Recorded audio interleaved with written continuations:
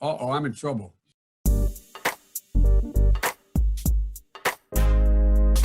This is an island surrounded by water, big water, ocean water.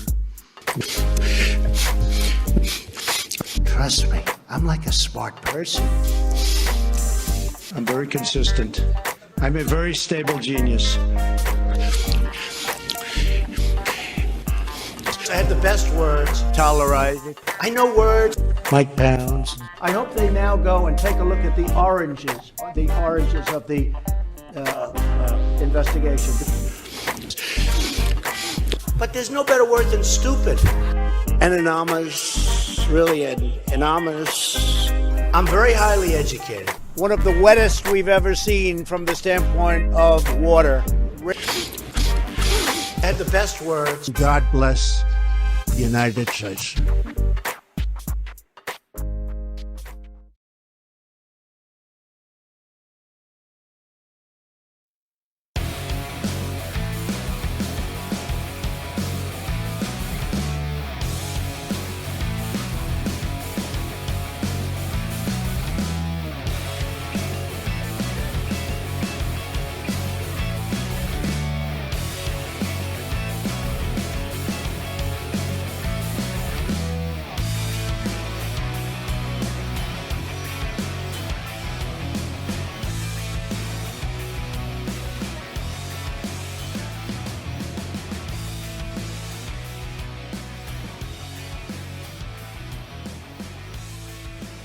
Around the nation, TYT Nation, welcome to the show. Here we are. It's Wednesday. We got a show for you guys today. We've got disastrous elections. Look, is it really any surprise? It's Georgia. Still, we're going to talk about it. We're going to go over it. Then we've got an interesting story on Derek Chauvin and George Floyd. What kind of relationship did they have? Interesting. We'll talk about that. Then we have Pool Patrol. This time, is it Patty or Paula? I'm not sure. I'm pretty sure those have already been used. But nonetheless, we have another couple of black women that were blocked from accessing their own apartment pool. Of course. We also are going to talk about how Republicans, conservatives specifically, are still not getting the point of Rage Against the Machine. I have some thoughts on that. We'll talk about that. And if we've got some time, be prepared for another, or I should say, be prepared for a wave of homelessness and another wave of COVID-19. So that's interesting stuff / disastrous. All right. As Sam Vimes points out in the chat, 2 million confirmed cases, 114,000 confirmed deaths. Disastrous. All right. Super chat here from Name Withheld. Can I speculate what would happen if Biden drops out? Why would Biden drop out? No, he's going all the way. He's already clinched the nomination. He already has over 1992 delegates. He needed 1991. He has zero opposition. He's not going to drop out. No, they're going to hide him as much as possible, his team, and then they're going to trot him out against Donald Trump, and it's going to be two incoherent people yelling at each other over lecterns. That'll be the debates, and at the end of it, I think Joe Biden will still win. So I know that's, look, I've already mentioned this on Twitter because I like to muse on my own thoughts on social media when I'm not doing the show. And I think that Joe Biden's going to win. And it's not because of Joe Biden. It's kind of wrong to even think that this is a victory for Joe Biden. Really, it's Donald Trump's election to lose. And I know that 1,000 things can change. But right now, pandemic, rioting, and mass protests, a Did I mention pandemic? Economic recession. No, disaster. Donald Trump, lowest approval ratings. He's had consistently the lowest approval ratings ever. He's going to have 30 to 40% of the country that will still vote for him, yes, but that's not going to be enough for him to win re-election. Even though Biden's literally going to walk to election. Like, that's how. Understand how this is the equivalent of falling up a flight of stairs. Like, he is going to fail upward. And it only took the perfect storm of everything happening. Now, look, before COVID, before all of this stuff, I thought, look, Donald Trump, he's going to get re-election. It's going to be a tight race, but you're going to have Donald Trump that's going to, win re-election. Now, things are so different. Things have changed massively. I don't see this getting better. We're officially in a recession. We have a real unemployment rate of about 20%. None of this stuff, none of these conditions are going away. And so Donald Trump, whether it's his fault or not, and it's definitely his fault, the reaction to coronavirus, to COVID-19, as well as the economic issues and all of that. No, we're going to have it. I don't think he's going to win. I don't think Trump's going to win re-election. I don't know if it's going to be a blowout, but certainly I think we're going to end up having Joe Biden. And you know what? And you know what sucks most about that, right? Is here we could have their entire argument of electability out the window, gone, right? They said, well, we can't nominate somebody like Bernie Sanders. We have to have somebody that can win against Donald Trump. Now, a ham sandwich can win against Donald Trump. And I know, like, here's the thing, guys, right? So I know that everybody underestimated Donald Trump because he was like a dark horse, right? Nobody saw that guy coming except we did. We totally saw him coming. Us in independent media are like, no, this guy's a danger, right? He's going to take over. He's going to Donkey Kong everybody in the head, and he's going to win the nomination, and he's very likely to win against Hillary Clinton. Thing is, Biden does not have the same unlikability problem as Hillary Clinton.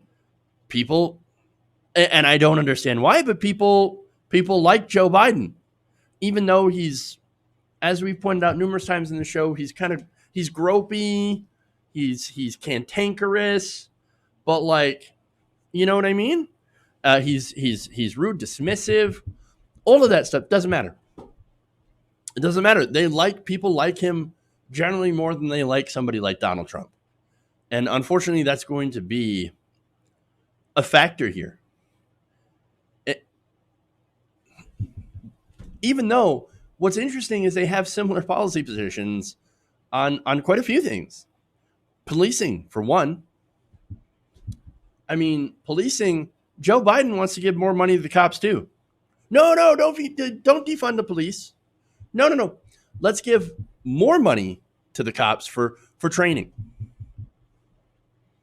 Yeah.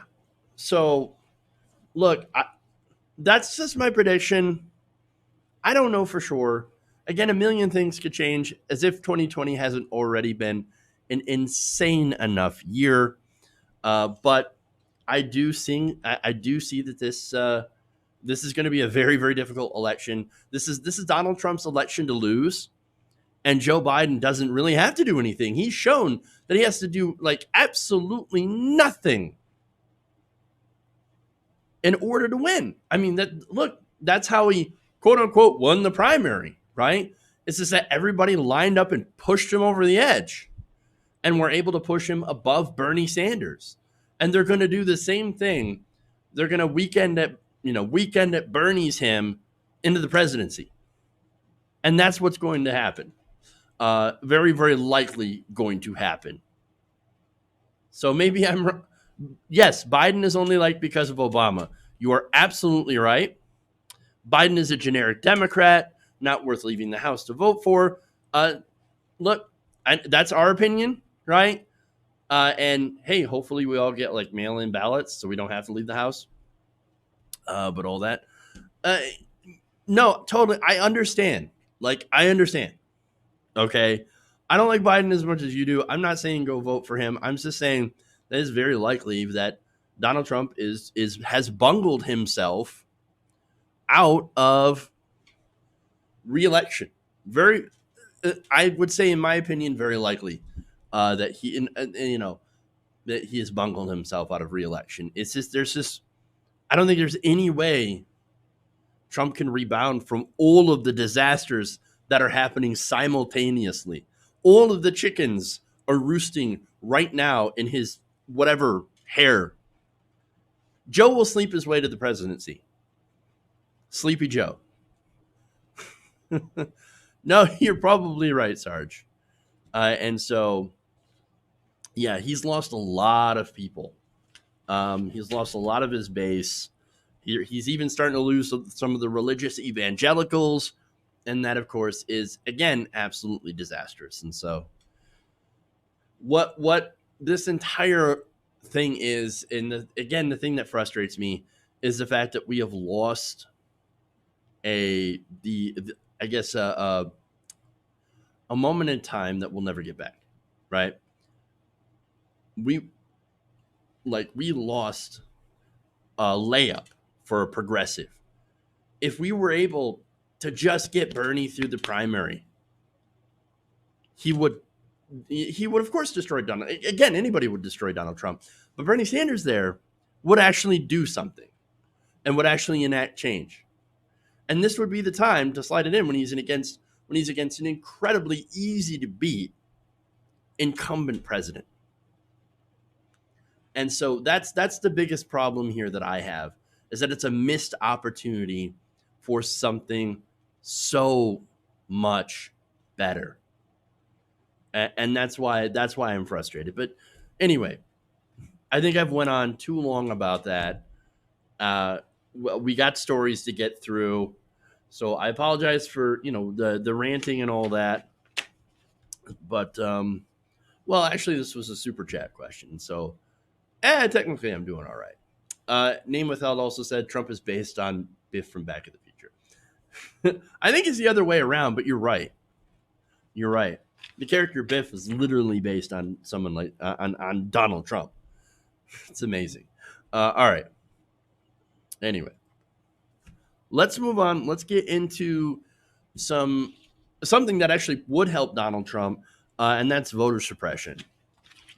So we'll move on to that.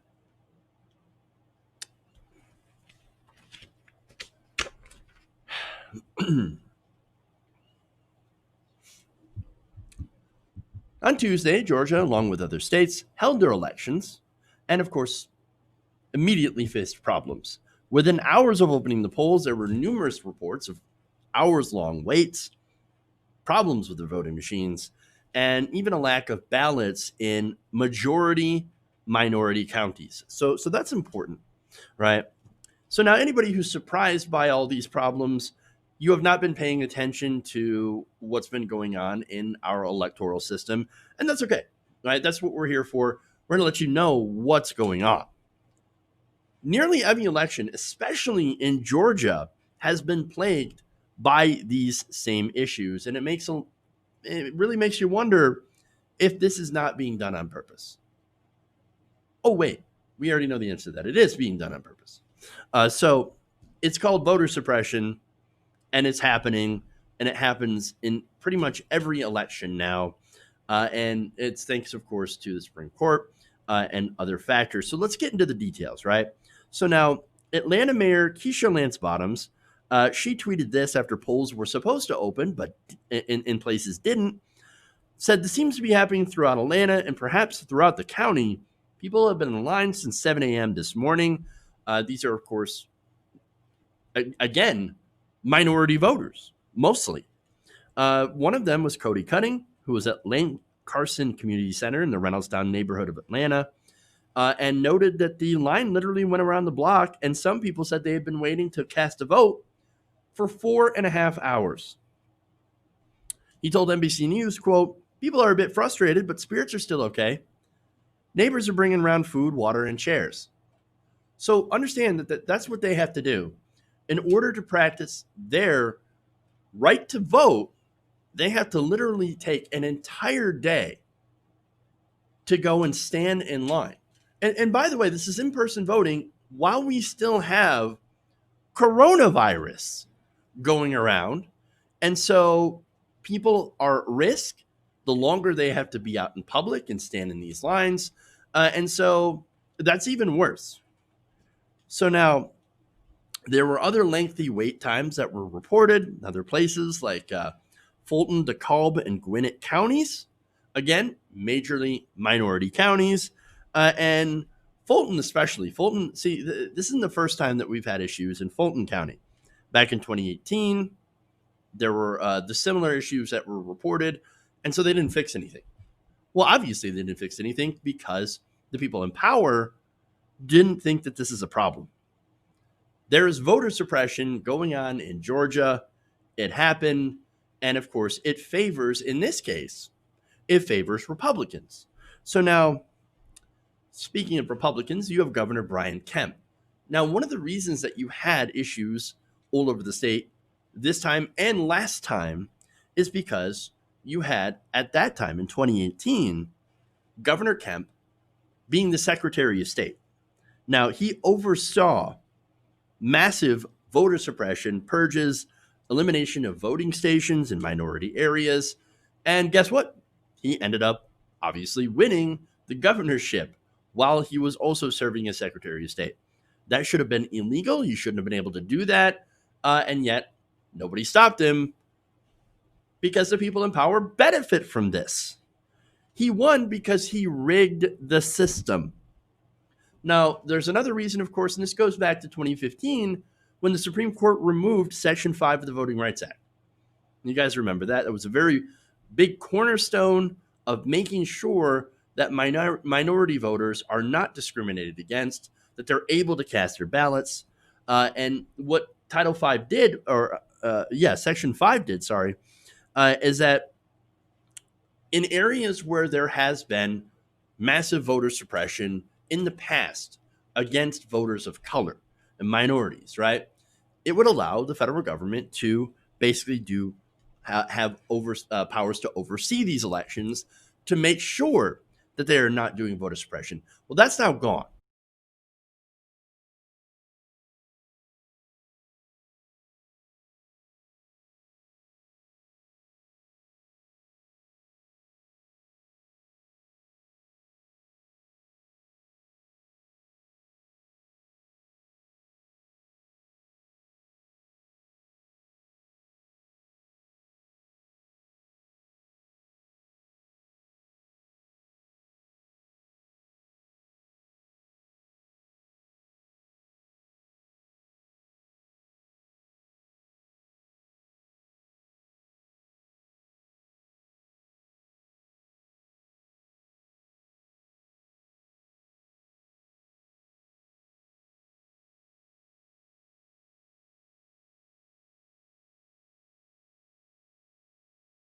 Uh-oh, I'm in trouble.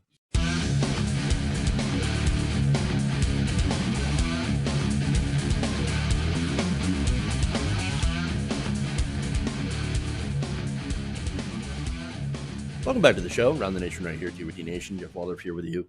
Hopefully here with you. So I don't know what's going on, but those of you watching the live stream, there seems to be an issue with YouTube itself. So wasn't my fault.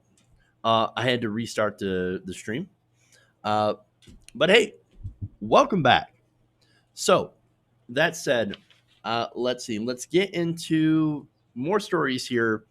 We'll do the second story, and that's George Floyd and Derek Chauvin.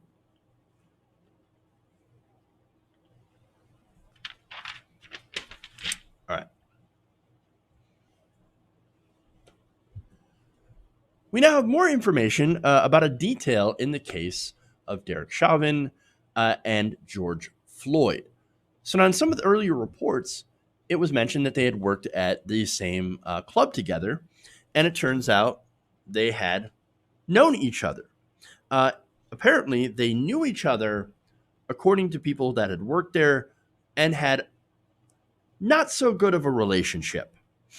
So now, the 46-year-old Floyd and fired Minneapolis police officer Derek Chauvin had worked security at the same nightclub, and according to a former co-worker talking to CBS News, the two had bumped heads before.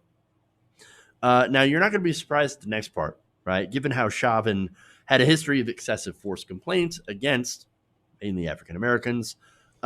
His former colleague, David Pinney, told CBS News the problem was that the problem, quote, has a lot to do with Derek being extremely aggressive within the club with some of the patrons, which is an issue. Can you guess which patrons?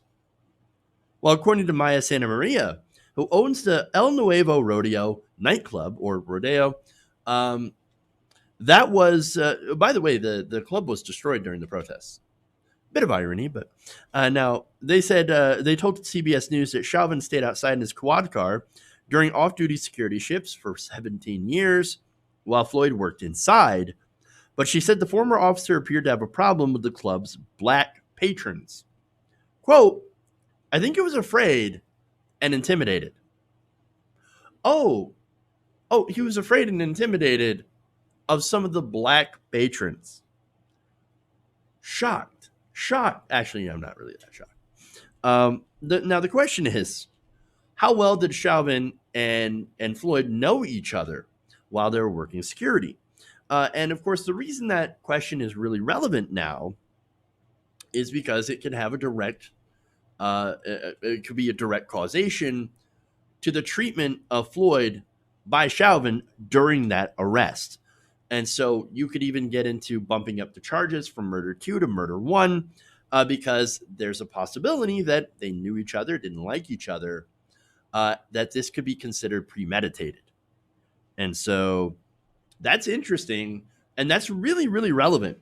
So now, according to Pinney, quote, he knew him, I would say, pretty well. So, history of having issues with black clients, black coworkers, using excessive force as a police officer appears to be a bit of a pattern here for Derek Chauvin. Look, this is only, I think, the scratching the surface. I wonder what they're going to find in his social media, Chauvin's social media. Look, Floyd's family says, yes, this is definitely personal. We think that this is personal, that he was killed for personal reasons because Chauvin did not like him, or perhaps Floyd knew something. I don't know. There's some speculation going on about that, about what could have led Chauvin to do this. But I don't think it's a coincidence. And a lot of people are thinking the same thing now. And so we'll have to see what kind of, details that we can find about any relationship they might have had, or any, arguments or fights or anything like that they might have had in the years that they had worked together. We'll have to see. But this is a very interesting development. Again, could be incredibly relevant to the case. And as always, we need more details. Okay. Moving on here.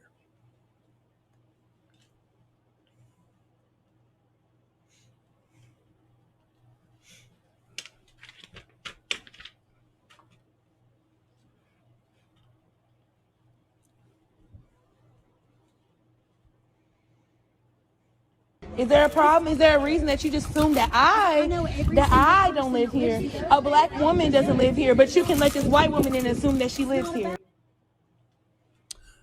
That was another white woman blocking a group of black women from using their pool. So this happened at the Knox Ridge student apartment complex in Tennessee. And the user, only identified as Royal E, who posted this video, said that me and my friends were just racially profiled at Knox Ridge Pool. Don't go there. This woman automatically assumed that we didn't live there and stopped us before we could even go inside. So look, you can see in the video she's wearing a Knox Ridge T-shirt. So, well, what is she like? What is she, the manager? Is she like the pool police? Who is she? Who is she to go and to tell people, hey, you don't belong here. You don't belong here. Well, how do you know? How do you know? Well, this woman's going to explain, and I'm going to show you the full video here that was posted. She's going to explain that, well, she knows everybody that lives here, and you black girls, you couldn't possibly live here, so you don't belong here. Don't believe me? Take a look. I live here. 2218. I'm a sublease, so you want to look my name up? Yeah, but That's even fine. so, we don't, come on, we can't have any guests. But I live here. Residents can't have guests. So how you just gonna let her in and automatically assume Because I know. that I don't live here? Because I know everybody that lives here. And You I don't know everybody that live here because I live here. Just because you ain't met me don't mean that I don't live here. And that's very rude of you to just assume that I don't live here. Is there a problem? Is there a reason that you just assume that I don't live here? A black woman doesn't live here, but you can let this white woman in and assume that she lives here. It is about that. Clearly, because you see three young women of color walk up to you, and we say that we're coming to the pool, and you stop us before we even get into the door to speak to I do know anyone. everybody. Then you haven't come in and done your paperwork. Or I have done my paperwork. I've been living here since March, paying rent since March. So how are you going to tell me? You stopped me before I even get to the door to speak to anyone. I said we don't have any guests. All right, so look, I want to point something out. To be fair, she's talking about guests, right? And then it's like, well, wait a minute. I live here, and it turns out that she, of course, subleases an apartment. So she pays rent, and she subleases, which means the two people with her don't necessarily have to be guests. They could be the people that she's subleasing to. But look at the assumptions, right? And I love how she goes to, well, I know everybody here, and I don't know you. I don't know you. Oh, really? Really, Karen? You know everybody there at the apartment complex? Apparently you don't. And by the way, who is she to stand out there and say, well, you can't come in anyway? No, this is for people only. This is for, people who live here, right? Well, if you don't know everybody that lives there, which is obvious, then who are you to say who should get in the pool or not? I mean, look, it doesn't make any sense, right? And besides, she didn't stop anybody else from coming in. She's not questioning white people like, hey, do you live here? Oh, that's right, because she knows that person, right? Now, look, it's easy to say that she's racist, right? Some people might tell me at least, right? Well, you're just calling everybody racist, when in these videos. But we've seen this video after video of people being just that. I don't know how you can come away with any different conclusion. And by the way, when I say racist, right? Look, it doesn't mean that she's a Klan wearing, Klan hood wearing white supremacist. I'm not saying that. No, it's just she has a bias. And in her mind, there seems to be no way a black woman could afford to be in her complex. Or there's the assumption that, well, she's just breaking the rules, right, by bringing her friends. No, there's implicit bias here. Okay, implicit bias. And in this case, maybe explicit bias. Now, the only consolation here about this entire thing is that nobody called the cops. Thank goodness, because if we've seen when the cops are called, that can have deadly consequence. For the love of God, don't just assume that people don't belong in an area because they're black. We should really stop doing that. We should really stop doing that. Because, again, that can have deadly consequences. And otherwise, it's just incredibly rude and might end up lead to you being fired because of the social blowback. It's just ridiculous. All right. Simple enough story. Moving on.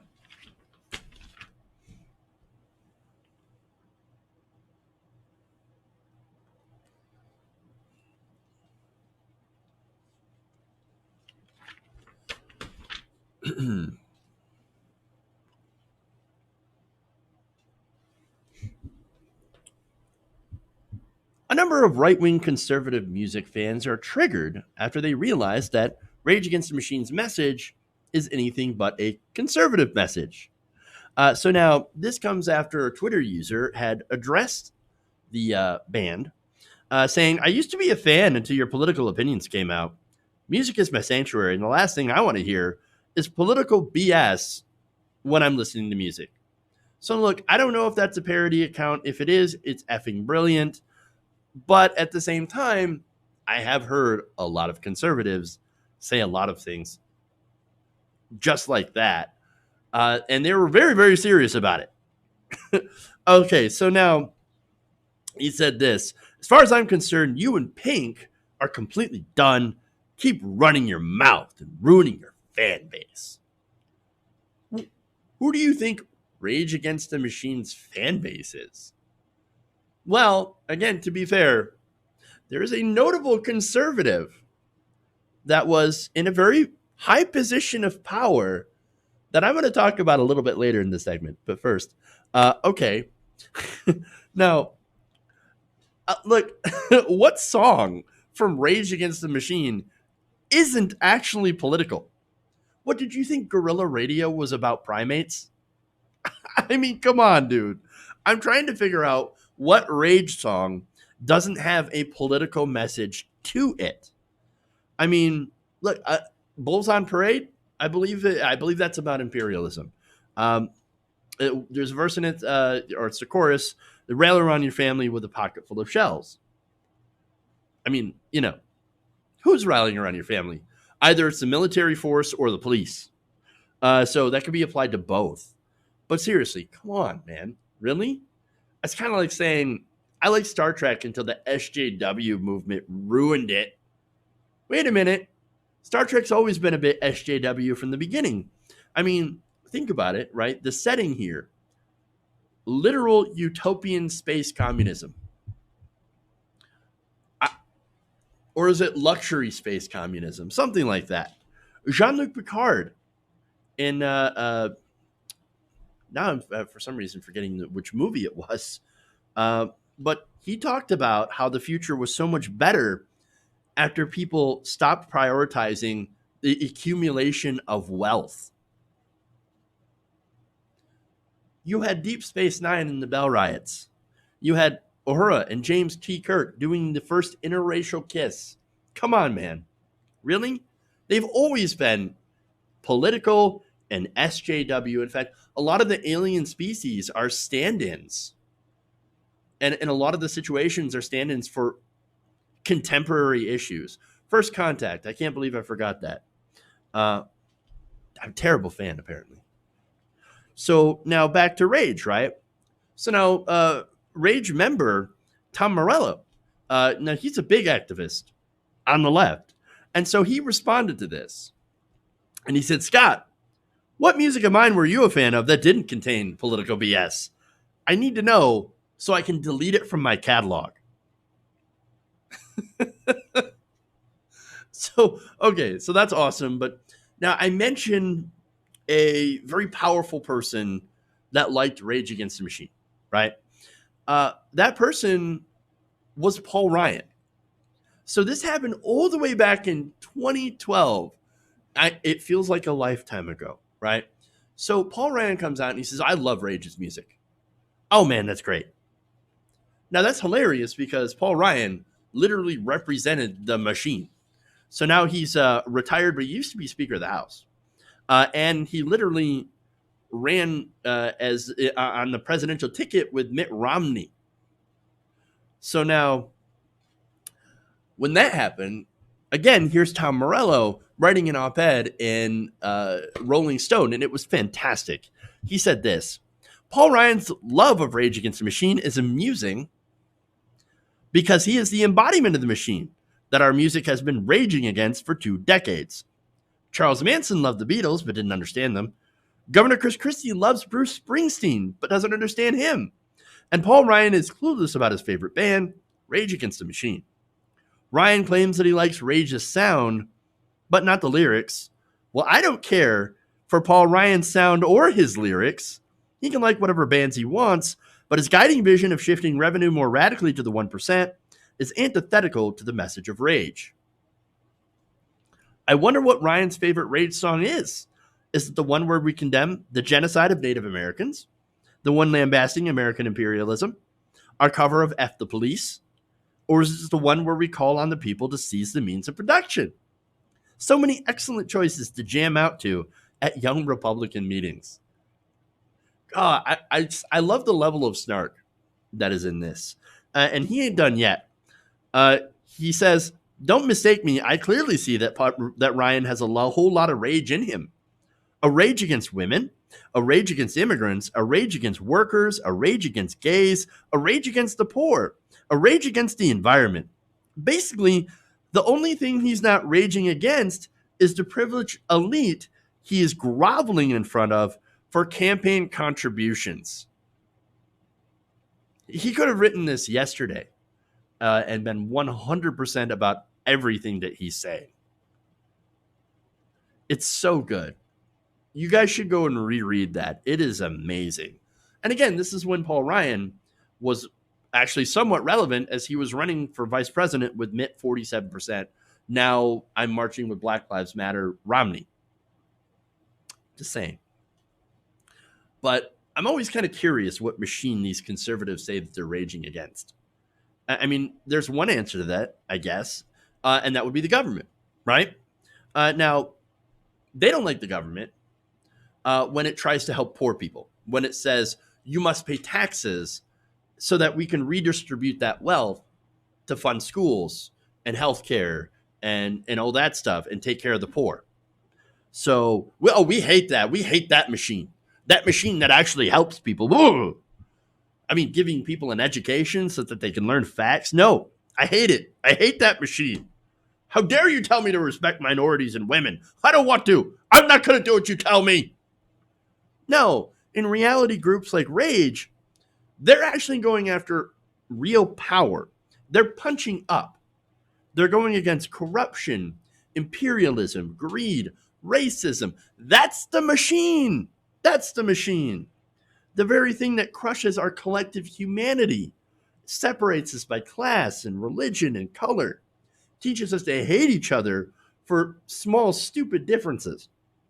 That's the machine that we're raging against. All right? These conservatives, they don't understand it because, maybe they don't want to understand it because, look, they are part of that machine. They are the cog in that machine. That said, here's some fun reactions, right? So I said, Tom Morello, great reaction, but we've got more on social media. One person wrote, the people angrily denouncing Rage Against the Machine for Tom Morello's leftist politics was one of the most hilarious things that I've ever seen on the internet. What machine did you think they have been raging against for decades? The ice cream machine? The ATM? Lawnmowers? I love it, man. Another asked, what machine did you think he was raging against? The dishwasher? Maybe the stove or the refrigerator. I don't know. Another person said, please rage with the machine. Yes, let's rage with the machine. Yes, sir, I will do what you tell me. Another one wrote, and this is another one quotes, this is very timely. Some of those who work forces are the same that burn crosses. I know I messed that up, but that's from Killing in the Name, right? Some of those who work forces are the same that burn crosses. And that's, of course, a reference to white supremacist policing. And, of course, at this time, we've got Black Lives Matter that are literally protesting over the same thing, over the fact that we have racist policing in this country. And so they added, those who die are justified by wearing the badge, they're the chosen whites. That is another part of that verse. And so, yes, that clearly explains what's going on in policing. All of those deaths, they try to justify black deaths. And so I would say that those political views are like pretty transparent. I'm just saying. All right. So now another one says, racist white dudes suddenly realizing what Rage Against the Machine lyrics are about after decades of listening. It's the funniest thing since they discovered that Star Wars is anti-Nazi after watching it for 40 years.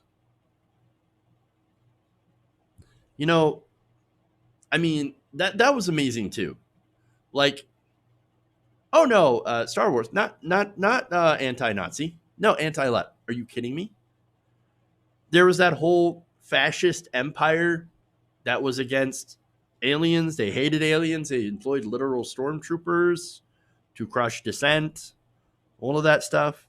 They have an emperor. Look, the entire message is anti-fascist. Luke Skywalker is freaking Antifa, okay? George Lucas, who created the whole thing, not a fan of Nazis. That's why Harrison Ford's character in Indiana Jones would regularly punch Nazis. I'm just saying, like, I don't understand it. Look, it shouldn't be a surprise that so much of our popular art and music happens to be leftist in nature. Many of our most creative people subscribe to a somewhat more leftist ideology. And by that, I mean social progress, right? Social progress, freedom, liberty, compassion, and a general uplifting of the powerless to take on the tyranny of fascism and greed. Conservatives don't own liberty, and they certainly don't own freedom. What a lot of them own, unfortunately, are the opposites to that: greed and tyranny. All right.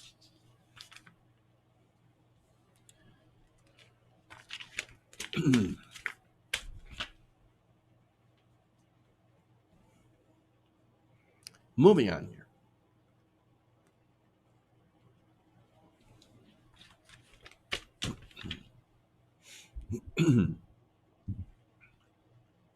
So this is a disastrous story. We've got, well, let me just get into it. All right. It appears that thousands of Americans are looking at the possibility of being evicted as states begin to lift moratoriums on evictions that have been in place since the start of the pandemic. So now this pandemic, it's not over. Coronavirus, we're looking at the possibility of a second wave, and second wave coming soon. And yet the federal government, aside from a $1,200 check and some unemployment benefits, is not really there. Yes, there are some other temporary measures that were in the CARES Act that did help. There was, of course, a moratorium on evictions. That doesn't mean that rent isn't still due. That means that you can't be evicted until a certain time. Well, that time's about to run out. And so if you're one of those people that were not able to get unemployment benefits and didn't get a $1,200 check, or you did, and you spend it on a month's rent and then you don't have any more money, well, you're one of the people that could be facing eviction very, very soon. And that's, of course, a disaster. Right now, 24 states have begun processing evictions again. And by the end of June, it's expected to hit about 30.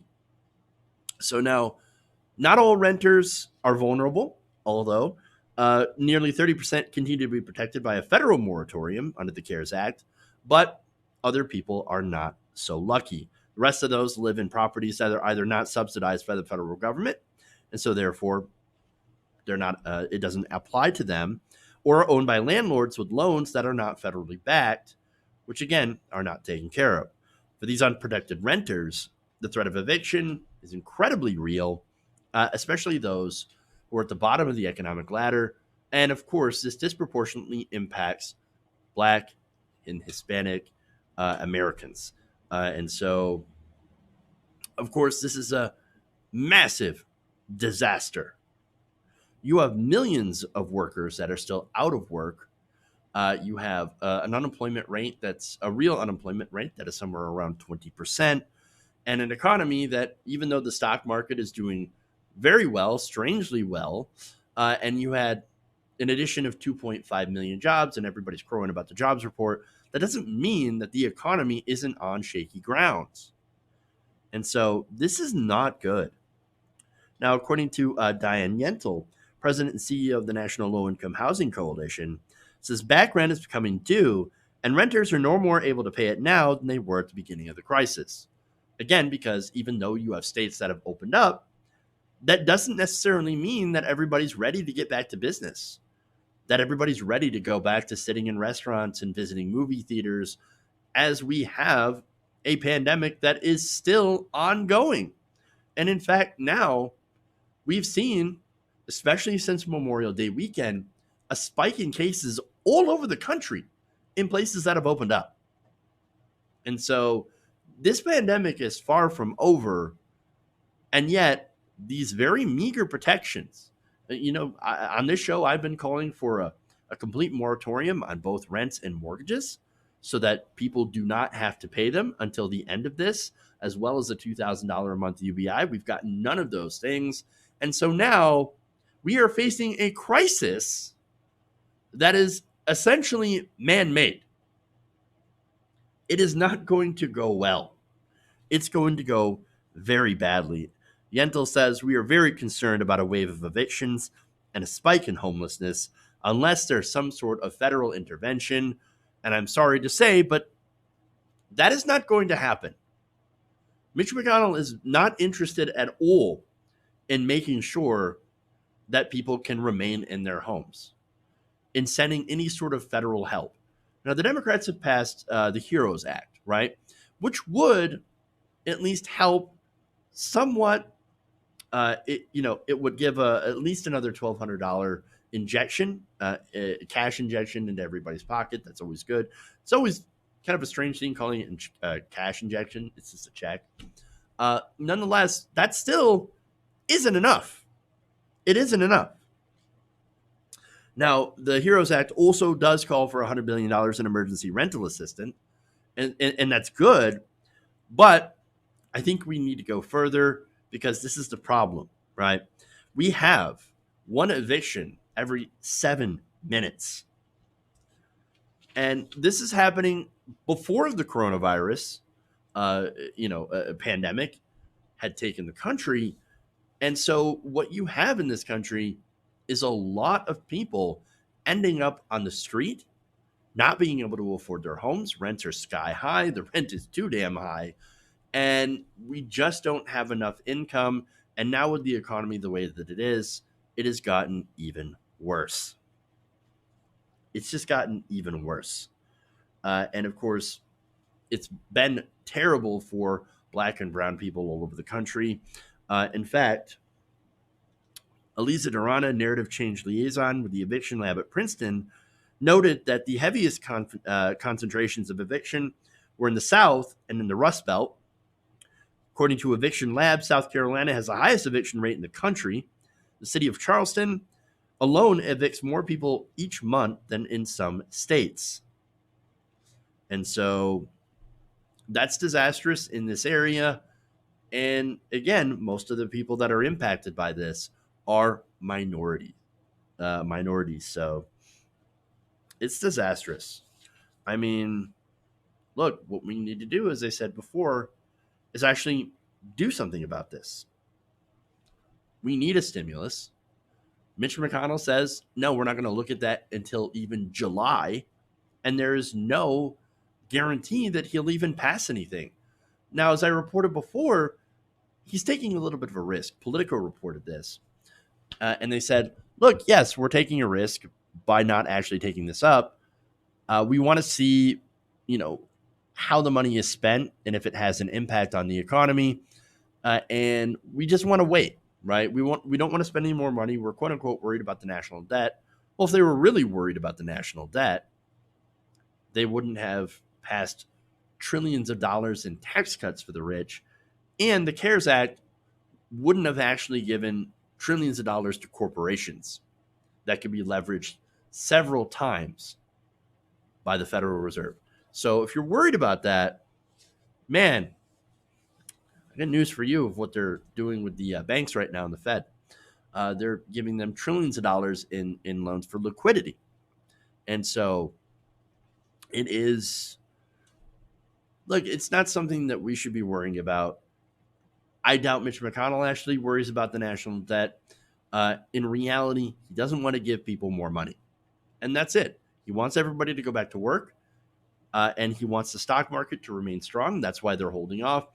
Notice how when the stock market tumbled, made a huge, huge fall at the beginning of this crisis, that's when Republicans were on every single spending bill. Let's go, let's go, let's go. Let's pump more money into the economy. Okay, sure, we'll give you some crumbs. But our main goal is to help corporations and to help the rich. And that's exactly what they did. Now the stock market, again, is stable and actually doing well. They're entering what they call a bull market. Well, now that we've helped the rich, we don't really need to help anybody else.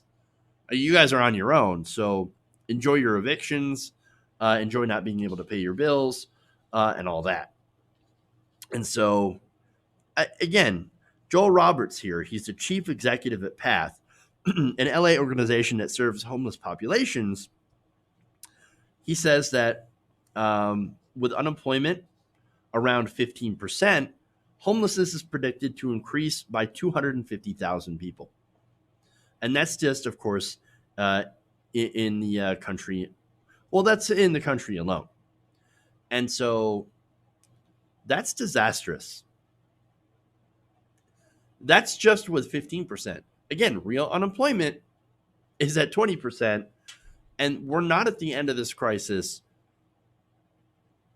We're just starting on we're not even done with the first wave. What's going to happen with the second wave when it becomes even more disastrous? As this economic, recession begins to really sink in. We need relief. We need to do it now. And unfortunately, we don't have a government that works for us. And that's going to lead to a lot of suffering.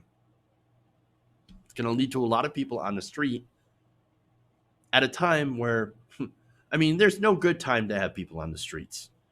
But during a pandemic, that's probably even the worst time to have people on the street. So, American exceptionalism, guys, where we screw over the poor, we help the rich, and we let people die of coronavirus. There's really nothing good about that story. Incredibly depressing. All right.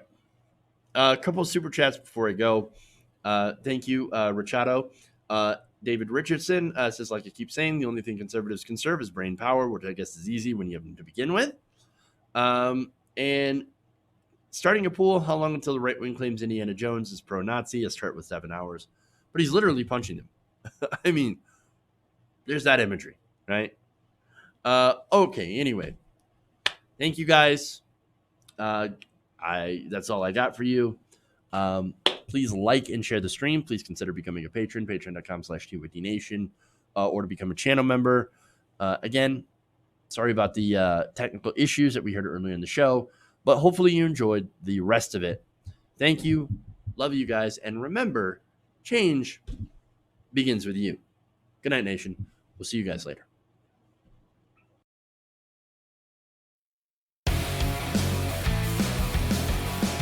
Mike Pounds. Why? You're getting nervous, man. Oh, wow, I'm sorry. Please clap.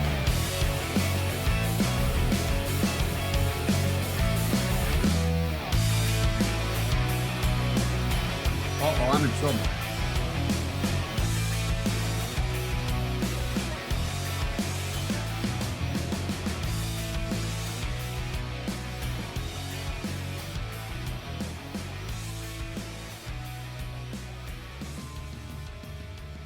They're kicking me out the door. They're kicking me out the door.